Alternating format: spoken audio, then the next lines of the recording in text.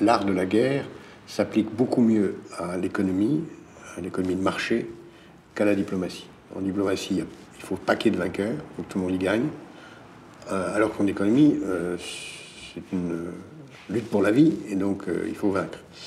Et donc tous les principes s'appliquent. Mentir, tout savoir sur l'autre, diviser l'autre, créer les conditions de le ruiner, ne jamais trouver des alliés qui permettent de détruire l'autre. Tout ça, c'est la règle des affaires. Donc pour moi, Sun Tzu s'applique beaucoup plus à un chef d'entreprise qu'à un chef d'État. Un chef d'entreprise doit détruire une entreprise adverse. Un chef d'État ne doit pas détruire la nation adverse. Il doit créer les conditions de collaborer avec elle.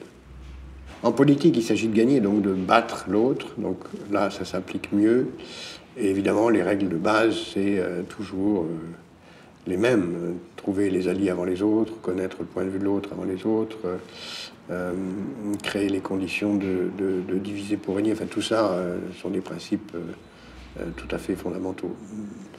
Donc en politique intérieure, à la différence de la diplomatie, on peut vaincre, on doit vaincre.